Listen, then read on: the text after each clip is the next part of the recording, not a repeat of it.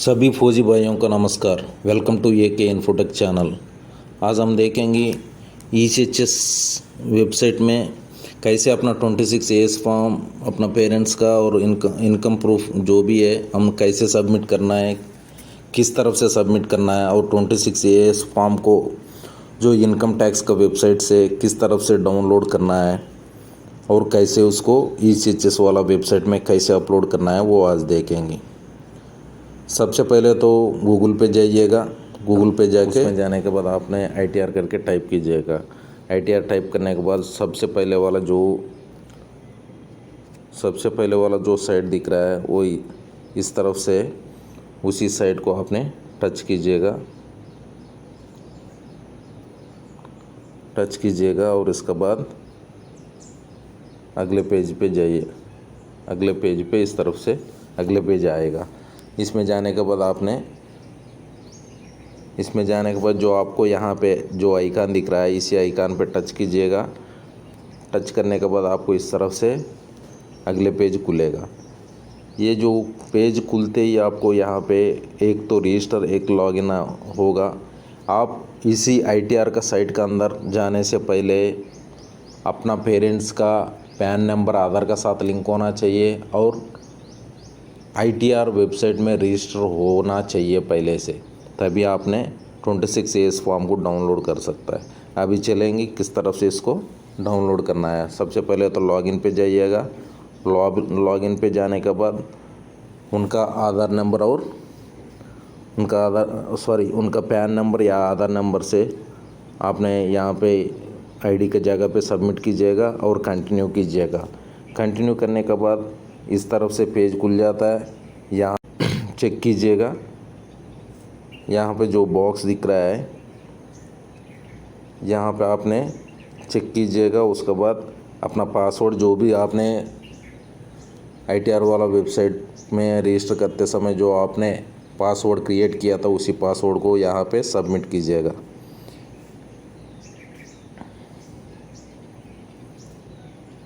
उसके बाद welcome page इस तरफ से खुल जाता है।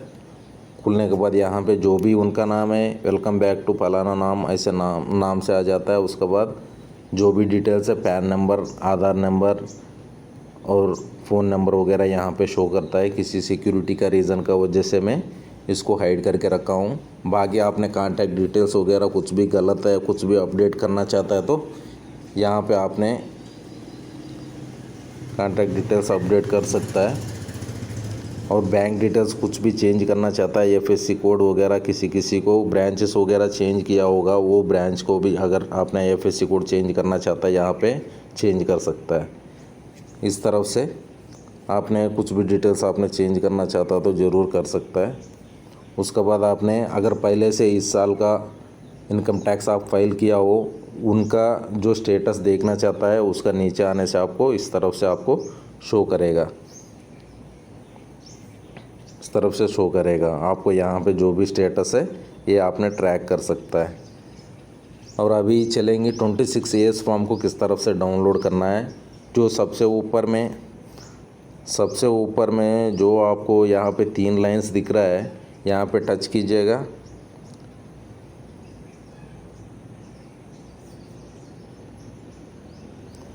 यहाँ पे टच कीजिएगा और इस तरफ से मेनू खुल जाता है। और खुलने के बाद आप सबसे पहले वाला जो ऑप्शन E-फाइल्स करके दिख रहा है, इसी फाइल्स में जाइएगा। जाने के बाद आपको E-फाइल्स में इस तरह का 4 ऑप्शन खुलेगा। इसमें भी सबसे ऊपर का जो ऑप्शन दिख रहा है इनकम टैक्स रिटर्न्स, इस पे जाइएगा। जाने के बाद आपको इस तरह से व्यू एज 26A फॉर्म इस तरफ से दिखेगा। दिखने के बाद आपको उसको आपने टच किया करने के बाद इस तरफ से डिस्क्लेमर खुलता है। खुलते ही आपको यहाँ पे कंफर्म कीजिएगा और नेक्स्ट पेज पे इस तरफ से चलेगा। इसमें ट्रेसेस का पेज खुलेगा। खुलते ही आपको यहाँ पे चेक कीजिएगा जो इस बॉक्स पे और प्रोसीड कीजिएगा। और ट्रेसेस पेज इस तरफ से खुल जाता है। खुलते ही आपको यहाँ पे जो व्यू टैक्स क्रेडिट करके दिख रहा है, जो click click view tax create करके जो दिख रहा है इस पे जाइएगा और जाते ही आपको यहाँ पे इस तरफ का इंटरफेस खुल जाता है। और इसमें जो यहाँ पे असेसमेंट ईयर व्यू व्याज करके दो ऑप्शंस दिख रहा है। यहाँ पे देखिएगा आपने 2 साल का फॉर्म अपलोड करना होता है, 21-22 का और 22-23 का है। उसमें आपने ईयर को सेलेक्ट करना होता है और नीचे व्यू व्याज किस फॉर्मेट में खुलना चाहता है वो व्यू व्याज पे जाके HTML करके आपने सेलेक्ट कर सकता है। इस तरफ से आपने ईयर को सेलेक्ट करना होगा। सेलेक्ट करने के बाद आपने फिर नीचे जो दिख रहा था HTML करके इस तरफ से आपने सेलेक्ट करके रखना होगा। रखने के बाद उसको व्यू पब्लिक डाउनलोड करके जो ऑप्शन दिख रहा है यहाँ पे इस पे आपने टच कीजिएगा। उसके बाद आपने दोबारा एक्सपोर्ट एज PDF करके टच कीजिएगा। टच करने के बाद आपको इस तरफ से डाउनलोड फाइल करके आएगा। उसमें आपने डाउनलोड करके उस पर आपने डाउनलोड कीजिएगा। इस तरफ से यहाँ पे टच कीजिएगा और डाउनलोड कीजिएगा और उसके बाद आपको ये 26AS फॉर्म इस तरफ से खुल जाता है। 26AS फॉर्म बोलता है, लेकिन इसमें आपको हेडिंग में आ जाता है एनुअल टैक्स स्टेटमेंट।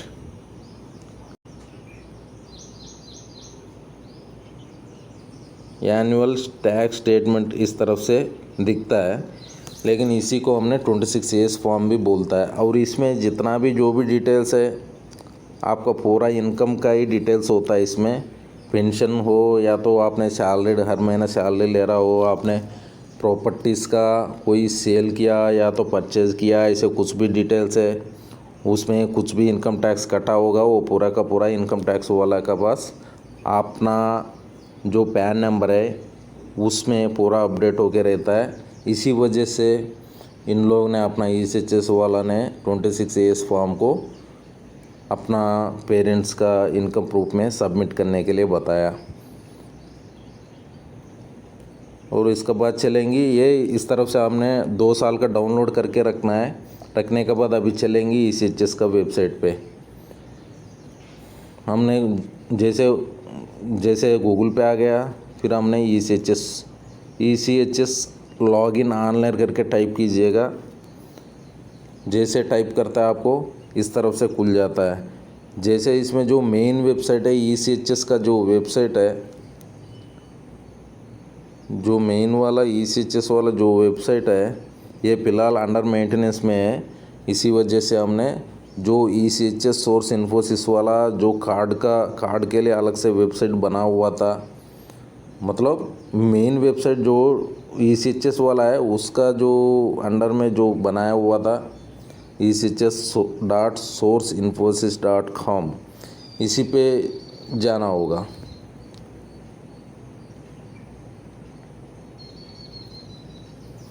इस पे जाना होगा आपने। जैसे इस पे आ जाता है फिर वो पेज इस तरफ से खुल जाता है। सबसे पहले हमको ऊपर का तरफ में जो नोट दिख रहा है इसमें पूरा ECHS केयर का वगैरह नोट दिख रहा है। इसमें पूरे का पूरा फ़ोन नंबर्स वगैरह दिया हुआ है, जो भी उनका ECHS केयर का वगैरह। आपने कुछ भी ECHS का कार्ड का बारे में, ECHS का फैसिलिटीज़ बारे में जो कुछ भी आपने क्वेरी करना चाहता है इसी नंबर्स पे आपने डायल करके आपने पूछताछ कर सकता है। अभी चलेंगे नेक्स्ट। अभी आपने ऑलरेडी 64 KB कार्ड लिया होगा। 64 KB कार्ड आपने अप्लाई करते समय जो भी डिटेल्स आपने सबमिट किया होगा रजिस्ट्रेशन करते समय, उसी मोबाइल नंबर से अभी लॉगिन करना होगा। जो already registered click to login करके जो यहाँ पे दिख रहा है उस पे जाइएगा। जाते ही आपको इस तरफ से पेज खुल जाता है। जो सबसे पहले ऊपर में जो दिख रहा है जो कॉलम, सबसे पहले ऊपर में जो दिख रहा है इस पे आपने अपना मोबाइल नंबर जो दिया था उस टाइम पे वो टाइप कीजिएगा और उसके बाद में जो भी पासवर्ड उस टाइम पे जो बनाया हुआ वो पासवर्ड डाल दीजिएगा और कैप्चा, ये वाला कैप्चा इस बॉक्स में डाल दीजिएगा, टाइप कीजिएगा और इस तरफ से लॉगिन कीजिएगा। फिर आपको इस तरफ से पेज खुल जाता है, उसमें ओके कीजिएगा। करने के बाद देखिएगा ये जैसे आपने लॉगिन हो गया है, इसमें मदर एंड फादर का सिर्फ यहाँ पे दिया हुआ ऑप्शन दिया हुआ अपडेट करने के लिए। यहाँ देखिएगा कार्ड एक्टिव वैलिडेट एलिजिबिलिटी करके लिखा हुआ है, और इस तरफ से हमने यहाँ पे जाके हमने अपडेट करना होगा जो अपना इनकम प्रूफ है अपना पेरेंट्स का। और वो हमने ऑलरेडी 26AS फॉर्म 2 साल का हमने डाउनलोड करके रखा है, इसमें जाके हमने अपलोड करना होगा।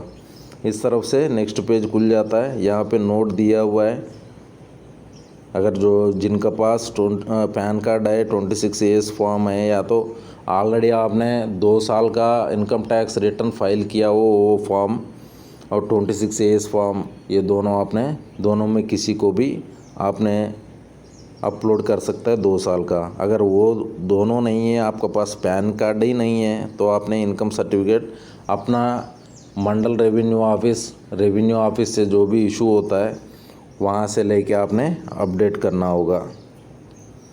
इस तरफ से जैसे यहाँ पे देखिएगा जो प्लीज़ सेलेक्ट पैन अवेलेबिलिटी करके जो दिखा है, इस पे आप जाइएगा। जाते ही आपका पास जो डॉक्यूमेंट अवेलेबल है, जो आपने अपलोड करना चाहता है, वो ऑप्शन आपने सेलेक्ट करना होगा। प्लीज़ सेलेक्ट पैन अवेलेबिलिटी करके जो दिख रहा है यहाँ पे आपने, अगर हमने अपना केस में 26AS फॉर्म हमने डाउनलोड करके रखा है, इसलिए आपने 26AS फॉर्म को आपने सेलेक्ट कीजिएगा और ओके कीजिएगा।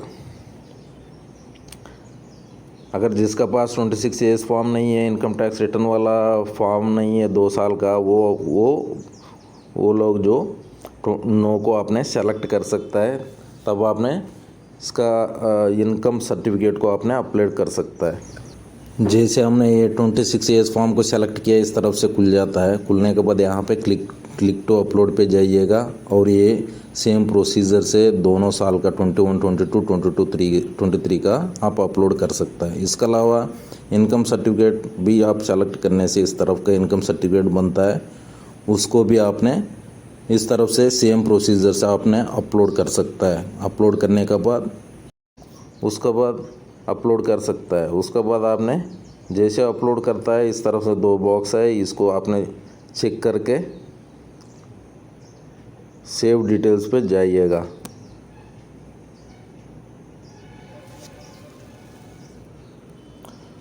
सेव डिटेल्स पे जाइएगा। इस तरफ से आपको अपना सर्टिफिकेट, या तो 26AS form, income tax return वाला फॉर्म है, 2 साल का आपका सबमिट हो जाएगा।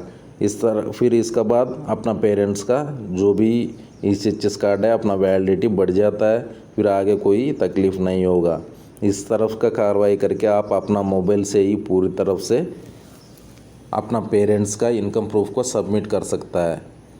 और जो सेंट्रल ऑर्गेनाइजेशन ECHS का लेटर का हिसाब से 31 अक्टूबर तक लास्ट डेट है इसका अपलोड करने का, ज़रूर ध्यान दीजिएगा। और मेरे से जितना हो सकता है मैं आप लोगों को समझाने के लिए कोशिश किया हूँ। मैं साउथ का रहने वाला हूँ, थोड़ा बहुत मेरा लैंग्वेज आपको थोड़ा दिक्कत लगा हो, माफ़ कीजिएगा। ज़रूर ये वीडियो आपको इन्फॉर्मेटिव लगा तो ज़रूर सब्सक्राइब कीजिएगा, शेयर कीजिएगा। अगर कुछ भी बात मेरे से पूछना चाहता है, ज़रूर कमेंट कीजिएगा। धन्यवाद। जय हिंद, जय भारत।